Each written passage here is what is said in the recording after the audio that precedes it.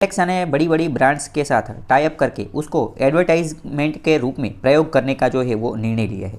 तो यह पूरी की पूरी एक ऐसी न्यूज़ है, इससे एडवर्टाइजमेंट का जो फ्यूचर है वही बदल जाएगा। Changing the future of advertising, यह किस तरीके से होगा यह हम समझते हैं। सबसे पहले यह समझते हैं कि भाई एलेक्सा क्या है। एलेक्सा जो है वह एक AI बेस्ड वॉइस असिस्टेंट है। इसमें क्या होता है कि यह आर्टिफिशियल इंटेलिजेंस की मदद से काम करता है और वॉइस आप जो भी सवाल पूछते हैं उन सभी सवालों का जवाब देता है। फॉर एग्जांपल मान लो कि आप एलेक्सा को पूछते हैं कि what is the capital of India, तो वह क्या बोल देता है कि भाई दिल्ली जो है वो capital, Delhi is the capital of India. मतलब कि आपको वॉइस आवाज़ से जो है वो जवाब देता है। एक तरीके से आपके फ्रेंड, आपके मित्र के रूप में जो है वो काम करता है। आप उससे कोई भी सवाल पूछते हैं तो वो उसका जवाब दे देता है।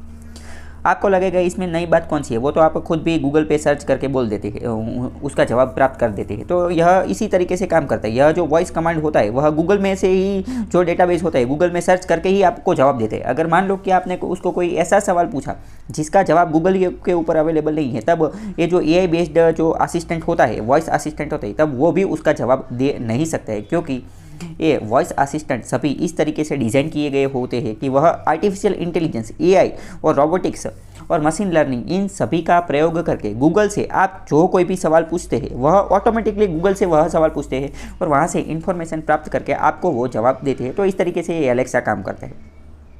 यहाँ पर अगर हम समझने की कोशिश करें तो आपको पता चलेगा कि यह जो पूरा का पूरा डिजिटल लेवल पे जो भी डिजिटली जितनी भी एप्लीकेशन चल रही है या फिर जो भी चल रहे हैं, उन सब के रेवेन्यू का जो मेन सोर्स है, रेवेन्यू यानी कि आवक का जो मेन सोर्स है वह क्या है, तो उन सब के रेवेन्यू, आवक का जो मेन सोर्स है वह क्या है, वह है एड्स। अगर आप यूट्यूब की बात कर लो या फिर गूगल की बात कर लो या फिर फेसबुक की बात कर लो या फिर इंस्टाग्राम की बात कर लो, आप किसी भी जो डिजिटल ब्रांड है उसकी बात कर लो, तो उनके पास आवक यानी कि इनकम का जो मेन, रेवेन्यू का जो मेन जरिया है वह क्या है, एड्स। वह अलग अलग ब्रांड के साथ टाइप करते हैं या फिर उनकी एड जो है वो दिखाते हैं। जैसे ही यूट्यूब पे आप देखोगे तो अलग अलग, जैसे कि जोमेटो या फिर अलग अलग अनअकैडमी, अलग अलग की जो है वो ऐड आती है और उन ऐड से यूट्यूब को रेवेन्यू यानी कि पैसा मिलता है।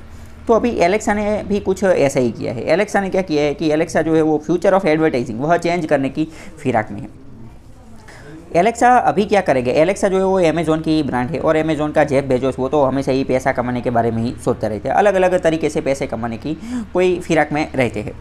तो इन्होंने अभी क्या किया है, मैंने बोला कि एलेक्सा से आप कोई भी सवाल पूछते हैं तो वो उसका जवाब गूगल के ऊपर से देते हैं। तो अभी एलेक्सा ने एक नई चीज़, नया इनिशिएटिव लिया है जिसमें उन्होंने नक्की किया है कि मान लो कि आप किसी एलेक्सा को किसी ब्रांड के बारे में सवाल पूछेंगे। मान लो कि आपने उसको रिबॉक या फिर एडिडास के बारे में, एडिडास के जूते के बारे में, फुटवेयर के बारे में कोई क्वेश्चन पूछा, तो अब एलेक्सा क्या करेगा, एलेक्सा इधर उधर से गूगल में वो अलग अलग जो वेबसाइट है उसके ऊपर से इन्फॉर्मेशन देने की वजह से वह क्या करेगा, ब्रांड की जो ऑफिशियल वेबसाइट है, मान लो कि एडिडास की या फिर रिबॉक की या फिर नाइक की जो ऑफिशियल वेबसाइट से, उसी के डेटाबेस का प्रयोग करके जो जवाब है वो देने की कोशिश करेगा। और इसके बदले में क्या होगा, इसके बदले में एलेक्सा जो है, एलेक्सा उसको यह जो ब्रांड है वो पैसे देगी। तो इससे एक दूसरा खतरा भी है। इससे दूसरा क्या होगा कि अभी इसी तरीके से अगर वो जवाब देती रही तो एलेक्सा के अंदर तो इन सभी जो ब्रांड है उन्हीं का जो डेटाबेस है वह स्टोर हो जाएगा। तो इससे क्या होगा, अगर फ्यूचर में आप उसे पूछेंगे कि what is the best brand for footwear, तो शायद हो सकता है कि वो उसके डेटाबेस में जो ब्रांड सेव है, मतलब कि जिन ब्रांड वालों ने उनको पैसे दिए, उनके साथ एडवर्टाइज करके टाई अप किया है, उन्हीं का नाम उसको दे दे, मान लो कि रिबॉक का या फिर नाइक का जो।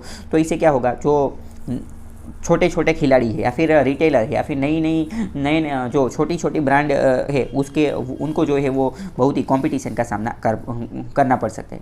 तो मतलब कि यह पूरी बात क्या है कि एक तरीके से एडवर्टाइजमेंट का एक नया ही जो है वो सेक्टर हमें देखने को मिला है। और यहाँ पर हमें यह भी जान सकते हैं कि AI और ये डिजिटल यह जो है वो किस तरीके से अलग अलग चीज़ों पर कब्जा कर देते हैं और एडवर्टाइजमेंट का भी चेंज कर सकते हैं। और ह्यूमन बिहेवियर जो है या फिर इंसान जो है वो कौन सी चीज़ खरीदेगा, कौन सी चीज़ नहीं खरीदेगा, इन सभी के ऊपर भी धीरे धीरे अभी यह जो डिजिटल ब्रांड या फिर हम जो इंफॉर्मेशन टेक्नोलॉजी में इतने एडवांस हो रहे हैं, तो वो किस तरीके से ह्यूमन को ज़्यादा से ज़्यादा कंट्रोल करने की कोशिश कर रहे हैं, इन सब के ऊपर यह हमें पता चलता है। बाकी इसकी जो PDF है वो आपको नॉलेज रिपेयरिंग की टेलीग्राम चैनल के अंदर मिल जाएगी।